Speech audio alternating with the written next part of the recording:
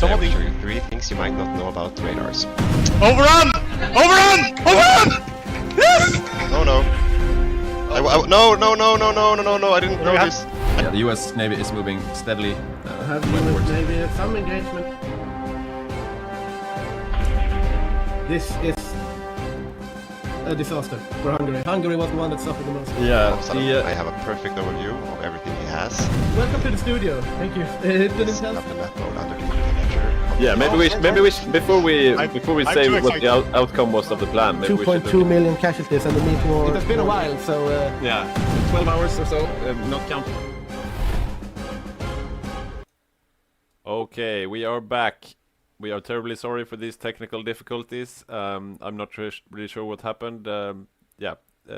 Anyhow, we are back, and we will get right into the team presentations now, I think. I think you all waited long enough. So, starting with the German player, I think.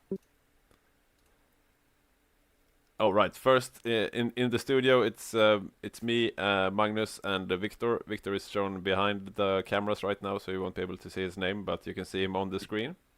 And on Germany, we have Francis, who is backed up by Matthias Ivarsson.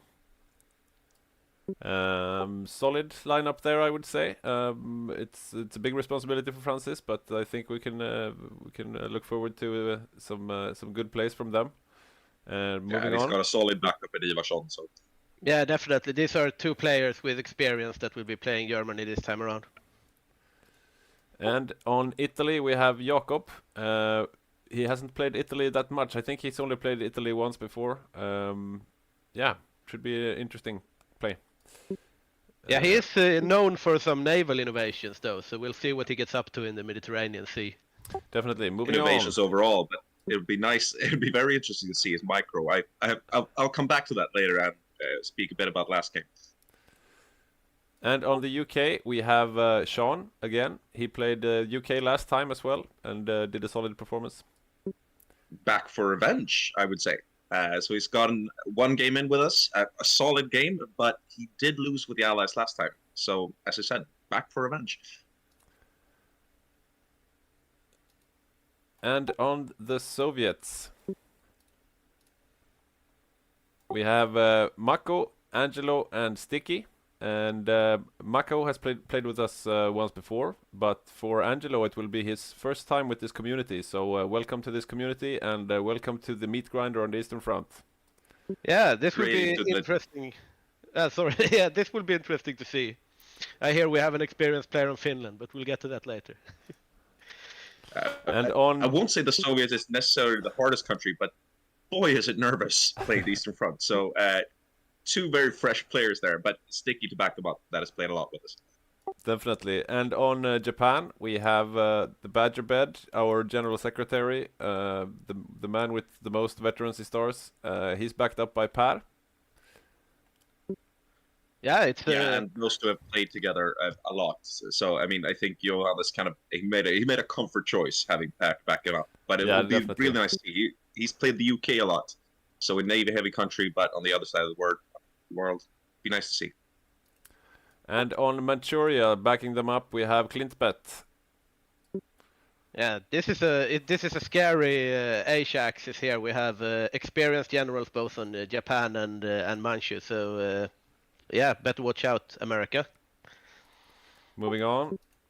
On America, then we have Snistan and Dawn. So a real solid lineup on the US. Both players are used to being the main controller of big countries. Yeah, I would say that this might be the funniest matchup. I almost laughed when I saw that we have paired these 2 together. I think this will be fantastic with Dawn. This very controlled, this very a player who likes to prepare. And then Algotui, we might call him intuitive. But I think that it would be really fun to see these 2 guys go together. Both great players. I'm not saying anything else, but I do love the matchup. Definitely. Right, moving on. On Rush, we have Jonte. Yeah, that too is an experienced player. He will. It will be interesting to see the front there in Siam. We will get into the analyzing later, but definitely an interesting rush pick here. And on Spain, we have Remefors. I think we said after Bergård when we drove home the car, we all love Remefors. You know, not just a good player, but a player. He's just really nice to play with, and I think that he'll make a solid, calm Spain. Yeah, he played Poland last time, so a bit of a bigger country this time. And on France, we have Ivan. Should be a solid choice. He's played Holland and the like before, so this is like Holland gone big, you could say. Yeah, definitely. Yeah, he's coming up for. Yeah, it will be interesting to see how he holds out against the Axis there on the Western Front. Yeah, and he's coming off a great game of Spain, but a very individual player. I think it'll be interesting as well. Let's see. And on Hungary, we have Erik Esch. Let's see if he can... I think he played Mongolia last time. Yeah, I do have a memory of that, and I remember Mongolia had some impact on the Eastern Front. They have going around with rocket artillery and stuff like that. So interesting. Yeah, another. It's nice to see that he's switched teams there. So after a harsh game with Mongolia, he's coming back with Hungarian tanks or something else. And another tank country is Canada, which is played by Rosen. Yeah, a very strong player, one of our Shetland Islanders in the community. Moving on. Yeah, and I mean, Rosen always he always finds something interesting to do. So I think watch the Canadian tanks as well on the 28th. And here we have the entire smaller Axis country lineup. So on Finland we have Martin Falk, one of our strongest players. Perhaps, and one of the players who have played with us the longest. And then we have Ville on Romania. Big Balkan country to play. On Siam, we have Sarge. He's joining that dangerous coalition of East Asia Axis players. And on Bulgaria, we have Erik. Moving on in the Balkans. No, we can move away from the Balkans a bit. On Vichy France, we have Kalle, our Norwegian player. I think maybe a strategic choice putting him on Vichy France, since he's sometimes late. It will be interesting, though, to see how a veteran player does with Vichy France, because it's one of those countries that historically and in our games doesn't have that much of an impact. So see what he can do with that. Yeah, usually a country you give to a lesser experienced player, but it's interesting to see what an experienced player can do with it. Yeah. Yeah, and they do have the potential to become really strong if you want to play that game as an Axis team. And if I can just say, looking over the whole roster of Axis miners here, this is a really strong lineup on the miners, and also stronger than it might look. I mean, Falk and Kalle, they have lots of games, but a player like Ville, it might seem like kind of a rookie with only 2 stars, but he's been with us since way back, and he's in very solid places. Australia. Adam, of course, is new to our community, but really not a rookie, and I think that he works for Paradox, right? This is true, and last game he played Holland, so this is definitely a step up. His first game with us was with Holland last game, so Yugoslavia can actually they have great potential. They can be a big force. Absolutely, and I mean we're going to have strong plays from Finland. I think a very interesting Vichy to look out for, and a solid Balkan Balkan boys here. Yeah. So, really strong lineup for the Axis miners. I'm really looking forward to seeing this. Let's have a look at the Allied miners. There we go. So, on Australia, we have Kevin. He has a veterancy star now, so he's played at least 5 games. I should explain this, that the stars you see next to the names, they are so-called veterancy stars, and you get one star for each 5 games you play with us in our community. So, It gives you an idea of someone's experience, but we also have some players who are new to our community, but definitely not new to Hearts of Iron 4. So yeah, take them with a grain of salt. Anyways, Kevin on Australia, like I said. We have Patrick on South Africa, probably playing with tanks this time. We'll see. On Brazil, we have Alexander S. On Mongolia, we have Pontus. It's too bad it's not a physical game. He usually dresses up as the country he's placed like. I would have liked to seen him dress up as a Mongol. Would we though? Would we though? That's a good question. I think the consensus is next time he's getting a white people country, so it's less sensitive. Yeah, let's move on. Let's move on. Don't give him any ideas. On Mexico, we have Lucas, who was our very good video technician during Bergagårdhof, and I'm pretty confident that if him and Mossberg were here, we wouldn't have the technical difficulties we just had a few minutes ago. But now he's playing though, and I'm sure he'll do a good job as Mexico. On Ireland, we have Andreas Eriksson, which is quite a small country for him, I would say. I think he might feel a bit cramped, but maybe he's feeling like it's the holiday season and he wants to chillax a bit. Yeah. This is Yeah, and definitely. he had a very rough Finland game last time, so I'm feeling Yeah. Ireland kick back a few stouts, just chillax, invade somewhere. Yeah, Yeah, it's really- also another like the vicious situation. I feel that we have a very experienced player on a country that usually doesn't have that much impact. So it will be interesting to see what he manages to do with Ireland as well. Yeah, definitely. Moving on, we have Bakiras on New Zealand. We had, I think the New Zealanders did a good job last game, so it's definitely a country that has potential. On Holland, we have Stern. And moving on to Poland, here we have Mossberg, our one of our technicians also, who is sorely missed when we casters have to do the technical stuff ourselves.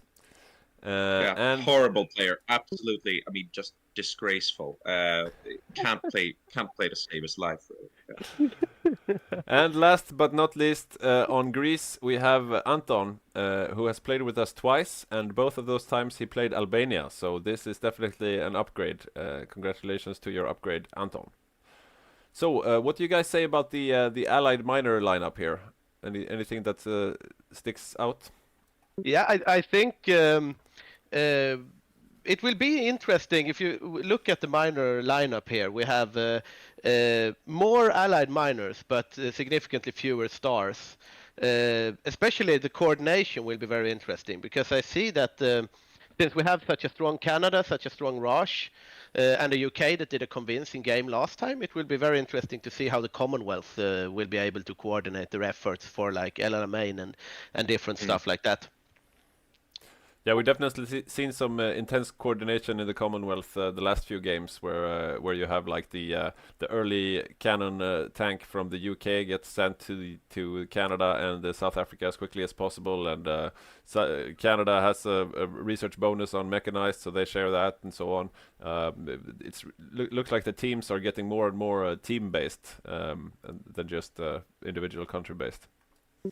Yeah, well, but I also think that that's one of the keys, and we've been seeing quite a lot of games where the Axis team wins, and I think that it's become clear that the games really hinge on the Soviet Union surviving. That in turn hinges on how the Axis does in Asia, and if the Allies manage to keep a hold on Egypt or not.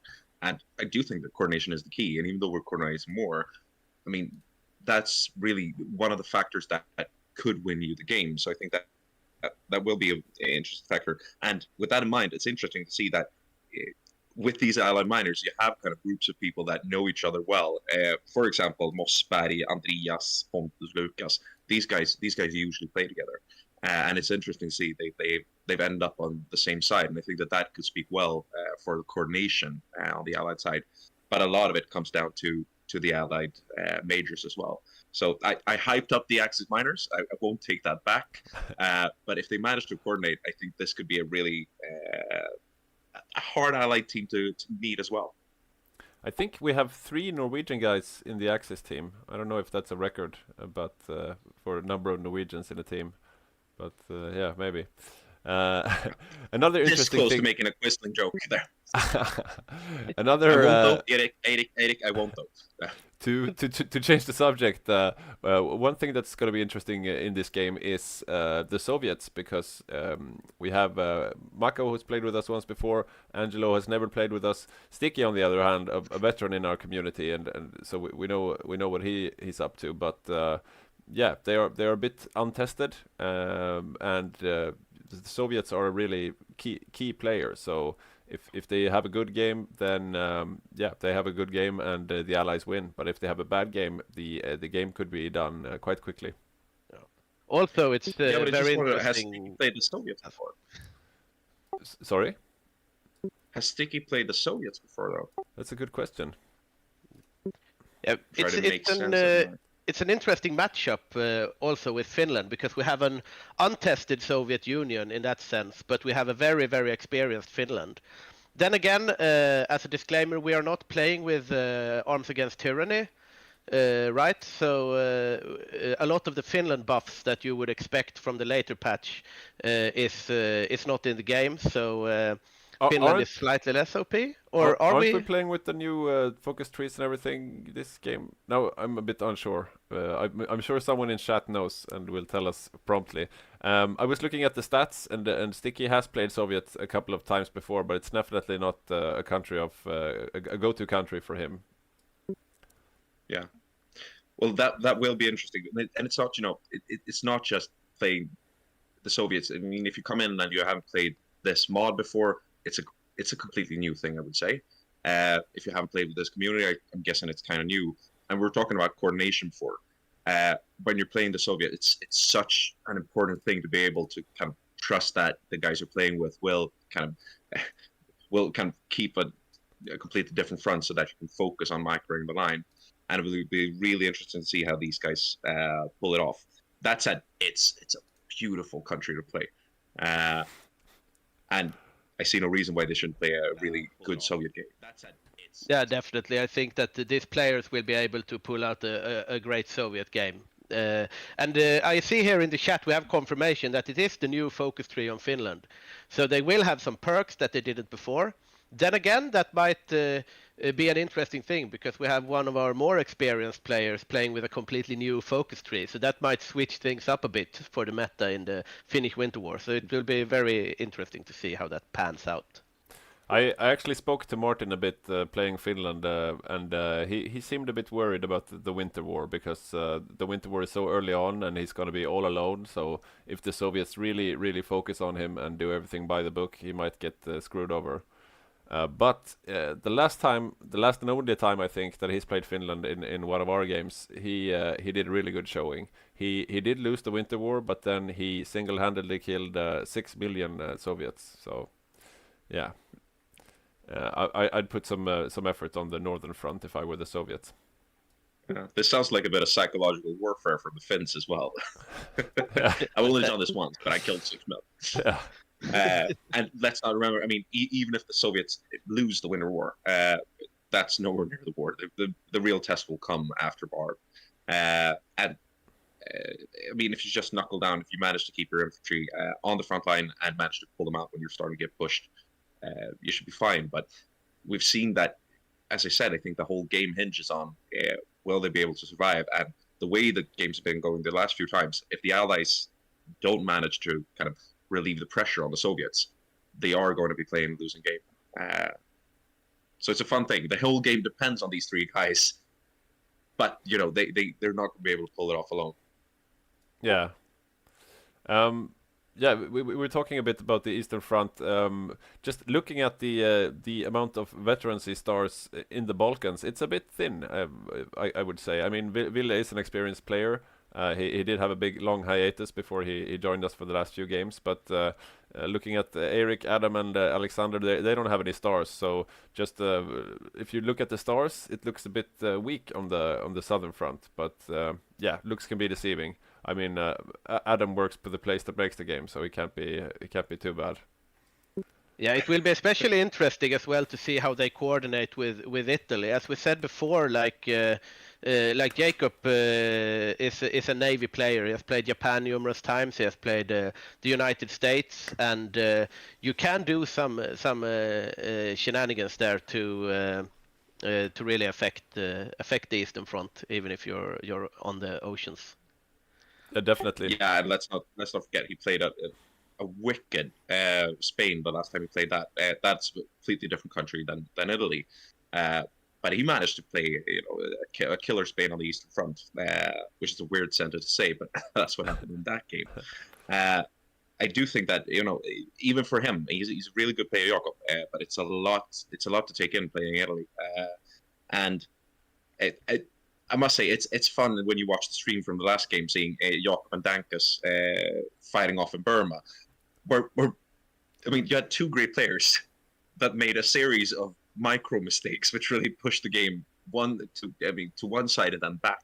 So it's most of this is in macro, but you also have to lock in the micro, and it's gonna be interesting to see how Jakob pulls that off. Yeah, I mean the H-axis are quite strong in this game. You were talking about Jacob in Burma.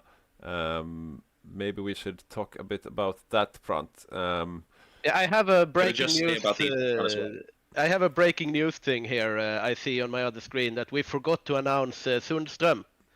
What? He's not in the presentation here, so apologies for that, Sundström. He will be playing the third share on Germany.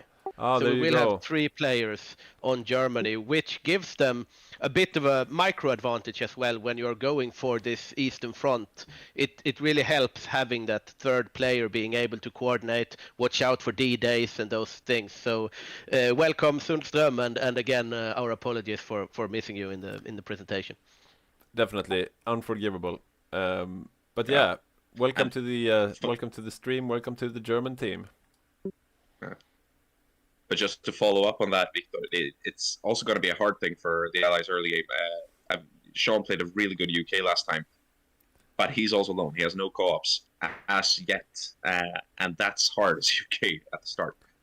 You're having to micro, Navy, Air Force, Egypt, coordinating with the whole Allied team. It's easy to get overwhelmed there, especially if you have 3 Germans against you. So yeah, I'm sorry, Sean, but if I were you, I'd be a bit nervous here. I just want to say also, when we're talking about the Soviets and how it's hard to play a coordinated game, they will have a fantastic backup in Pontus or Mongolia. A really nice guy to have, kind of watching your back. So he's not just good at dressing up. Definitely, he's a solid, stable player as well. But the Mongolia can be a bit of a one-trick pony, though, if you manage to get all your horses in one field, so to speak, and surrounded. Well, moving on. Let's move over to Asia a bit. Talk a bit more about Asia. Let's see. We have the Badger on Japan, backed up by Per, and like we said, they've played together many times. The Badger also loves the Navy game, so I bet we'll see a lot of Navy shenanigans going on. What else? Yeah, well, I think that we will have a very interesting matchup on the Pacific there. We have Algrot and Dawn against Badger and Per. So the high seas will be a very interesting theater of war, and that really affects also the European axis, because we are playing with their finest bro mod, which means that you get a debuff in Europe if you lose in the Pacific. So the side that really takes home the Pacific can really affect the war in Europe as well. And I think this will be a very interesting matchup between some of our most veteran players. So we will be keeping a close eye on that for you during the game. Definitely. And what happens here in the Pacific will probably affect the Navy meta of our community, because as of now, it looks like the super heavy carriers are dominant. There's a system in place in the mod, which means you can only have a certain number of points in each fleet, which makes the point for point value of the super heavy carrier really high compared to the other capital ships. But maybe one or both of these sides will be able to come up with a new strategy that beats the super heavies. Yeah, I've also heard Jakob say who played Japan last time, played super heavy carriers really effectively. They all said, yeah, I know how to beat them as well. I won't tell the other game until after we played, the other team until after we played. That's interesting. But I don't think you should lean too much on super heavy carriers. And as you say, I mean, the meta's evolving.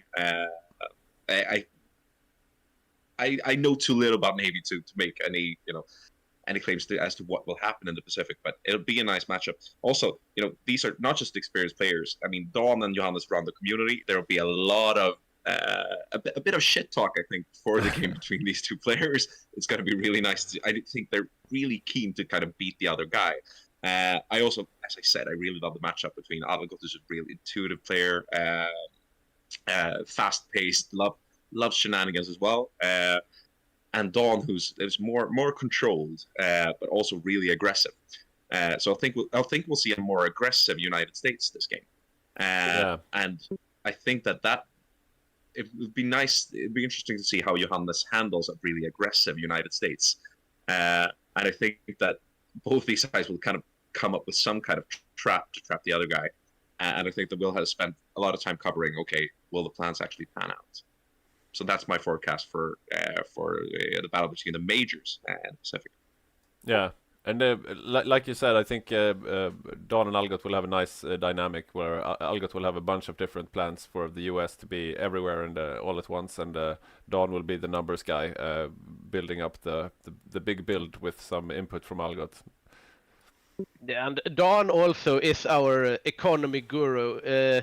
Please subscribe and watch our YouTube channel, by the way, because he has a lot of guides there. And one of them that I think is very interesting to mention in regards to the circumstances here is the economy guide, because he is a Excel wizard with what is most effective to build and stuff. And the United States, as you all know, is really like an industrial giant during the World War II. So I think his optimization skills in regards to industry can really show themselves here in the production in the war. And the longer the game goes, the more the US really comes online for like D-days and stuff like that. So it will be interesting to follow the United States there. And Don, as we know, hates building civilian factories, and for once now, since he's playing the US, nobody will object to that because they have enough civilian factories. Yeah, sure. If we could move on to kind of the minors and in the Pacific, because that's interesting as well. We see kind of a mix of inexperienced and experienced players there as well. And I think that Jonte on Raj will be a hard nut to crack. I love his minor, his micro, and I think that will mean the Burmas will going to be a hard nut to crack. But that also hinges on the naval game, and if they can't keep the Japanese out of the Indian Ocean, he'll have a hard time. And we've seen kind of every other game that Raj gets overrun or manages to hold their ground.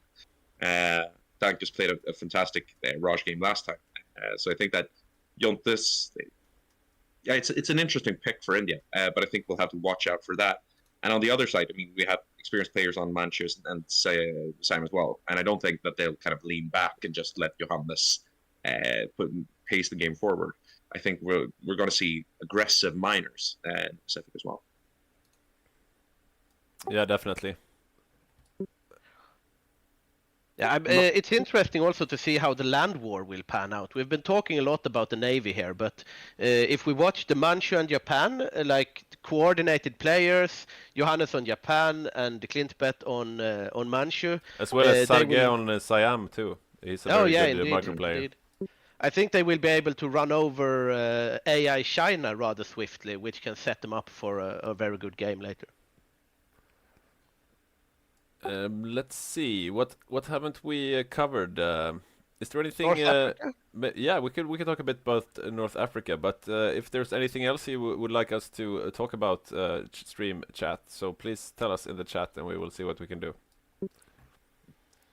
So in North Africa then, I know Sean, who played the UK last time and also plays the UK this time, he had a very set strategy for El Alamein. Like, he produced 4 heavy tanks for the sole purpose of protecting those 2 tiles and nothing else. And I think they held out pretty well, didn't they? Yeah, Okay. I was in Germany last game. They held out well, but you kind of have this problem that it's hard to balance defending the fort line at El Alamein with defending the forts, and we're seeing more and more heavy naval invasions. And I think that this is actually one thing the Allies have failed to do over a series of games, getting a proper fort defense up. And that was, I would say, the key of the last game as well, that they had a really good fort defense on El Alamein. They had decent air coverage. But when you're starting to get naval invasions of Crete, of Cyprus, Palestine, it's too much to hold. But I also think that he learned a thing or two last game. So I think that he had a good strategy last game. He's going to be able to come back straight away and kind of refine that strategy. But I'm guessing we will be looking in detail at this when we're streaming it, and see if the Axis can kind of get this overwhelming attack on Egypt. Because if you lose Egypt, it's such a long way back for the Euro allies. So I think that he'll be even more determined. But I'd bet that he has very similar strategies like as to what he had last time. But he's going to try and overload the ports a bit more. We'll see if I'm wrong. Yeah, and helping him, we probably have the Canadian player, Rosen, who's defended El Alamein many times, who's played with tanks many times. So he's got some solid backup. Also Patrick in South Africa. Yeah. Yeah, and also it's like a real naval invasion danger here, because if I know Jacob, he will try some naval shenanigans, and we have seen games that have turned out very well for the Axis when they managed to do the naval invasions. But we've also had very tight naval invasions, like when the Axis invade. We had a game where the Axis really invaded, really spread along like the Middle East, but eventually were cut off and actually lost a lot of troops that they could have used for Barb and so on in those naval invasions. So it is really a risky game for the Axis as well to do those behind the lines invasions. And with Jacob playing Italy, I do think that the Allies will be prepared for some stuff going on in the Mediterranean to undermine the fort line in El Alamein. Yeah, that was actually a paradrop at that time, which was Okay. even more risky. And we haven't seen that repeated, I think, for a good reason. I was one doing the dying on that occasion. But I think this is one of the important things, and the things we see that have been playing the games, that these people come in with, the experience from the last few games. And we had Rosen on Italy the last time. So he was the one who did the naval fighting in the Med. He was one who broke through the El Alamein line. He's going to be bringing those experiences into this as well, which means that I think we're going to see a really hard defense of Egypt. But it's not just about stacking up. It's also about making sure that you actually have a bit of a not just a static defense on the fort line, but if you lose a tile, you'll be able to push back and counterattack. And that's where Rosen really shines. So yeah, I won't call Egypt for the game. I would be nervous if I was Sean meeting Jakob, and I would be nervous if I was Jakob meeting Sean and Rosen and all the other players that are involved, because this is going to be a team effort either way. We have a question in the chat here, what we think about the Germany build, if they will go standard medium tank and heavy air and submarines, or something else. And I'm not so sure, actually. Francis is playing with Matthias Ivarsson, and I think Ivarsson won't have too much input on the strategy. He's more of he takes his assignment and he completes the assignment. But I think Francis will be the guy with the plan. He will probably lean a lot on his teammates to get a good build for it. But what will he go for? I'm not sure. I would be surprised if he goes straight for, if he goes only infantry. We have seen that sometimes in the past, but I don't think so. What do you guys think? Well, my gut says that we'll see quite a conservative, quite a standard Germany build. I mean, a mix between frontline infantry with heavy tank with medium tank divisions. And the last time France has played Germany, that was what we saw, and he played a really good Germany. He lost the game, but he played a sweet Germany game. He's also really good at, I mean, talking to him, bringing in his minors, which is an important thing as Germany. But I'd be surprised if we see a really out there build. But I'm not sure. I mean, if I had the chance to go again, I might have gone the heavy infantry build. It's going to be hard to take Egypt with it, but once you get into Barb, I mean, you can just get out so much infantry. And even though German armor divisions is one of the best things you can have in this game, you just get so many heavy infantry divisions that it's a bit of a gamble. But I really think that it could pay off the way the mod is working right now. What do you say, Victor? Yeah, I kind of agree with you. I don't think we will see any very big meta shakeups from the Germans or the French, for that matter. As Dawn asked in the chat, like, how do you think France will hold up? I mean, I would be worried if I was Ivan. I mean, we have 3 players in Germany, and it will be hard to stand up for against that. I do believe, but it will really be interesting to see how it pans out later in Barbarossa, like how the air game works out, and also how they coordinate with the Italian Navy.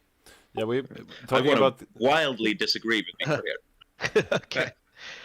Yeah, when he's saying this, that we're not going to see any meta shakeups from France. I think Ivan is really keen to find something new and exciting to do with France, and I'm actually really looking forward to covering that. He's coming off a great game of Spain, as I said, where he had quite innovative armor divisions. Not sure they were strictly legal regarding if you read the fine print of our in-house rules, I'm not sure they were perfect that way. But really good armor divisions there, and I think that Ivan will correct me if I'm wrong on this, and I'm sure I'm wrong on this. But I think he's looking forward to kind of shaking up the France build. For sure, I think so. I think you're completely right.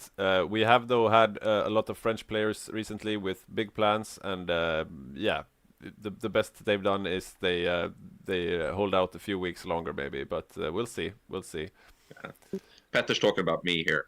You're not the only one. Johannes had yeah, Johannes, the Badger Bed had very high flying plans as well, but they didn't completely pan out. I was there.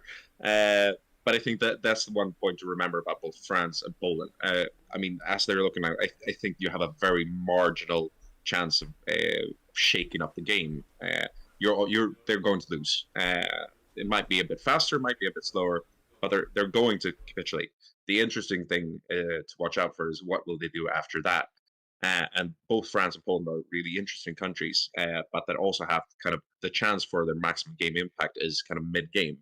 It's not at the beginning, it's not by the end. Their economy just doesn't scale that well.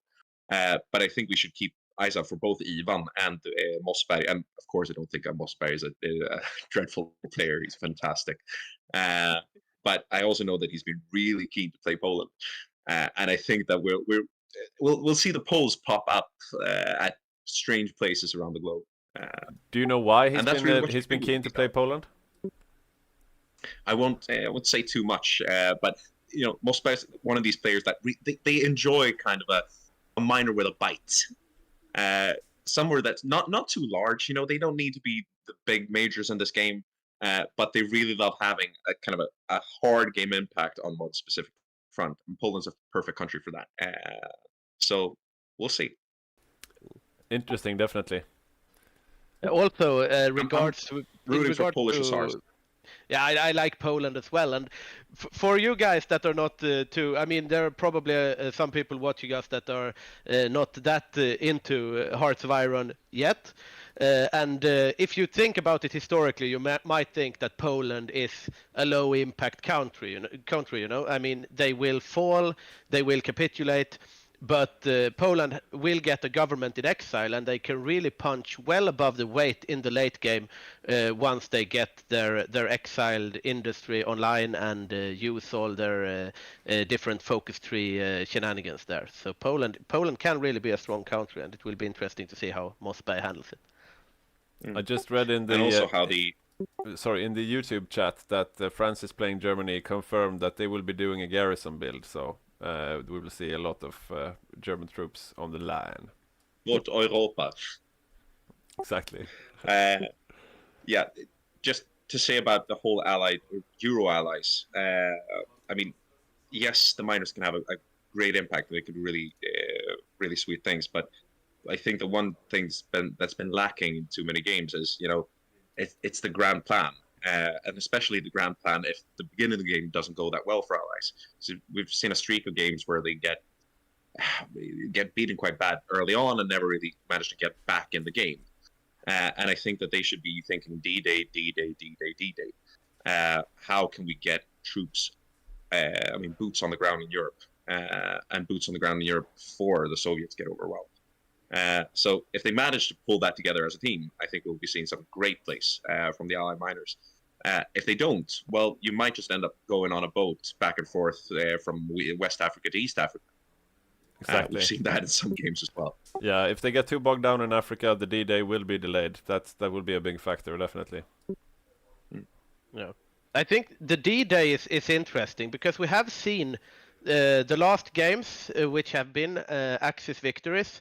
It has really been that at some point the Soviets just get overwhelmed, and you really need, as the Allies, to coordinate some sort of way to lift the pressure off the Soviets in Barbarossa. So an early D-Day might actually be the play for the Allies in order to ensure that the Soviets will be able to hold on the Eastern Front.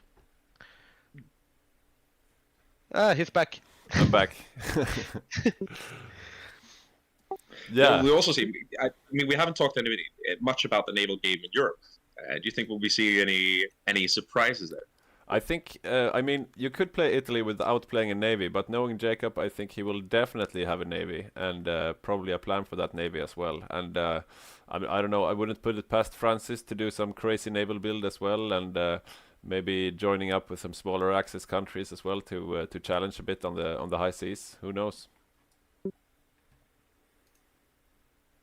That's kind of what I'd expect from this Italy. It's something like super heavy destroyers in the Mediterranean, and it turns out that that's the new naval meta. But I think he's going to feel the pressure to really innovate as Italy, and I mean he's managed to pull that off before, but it is risky.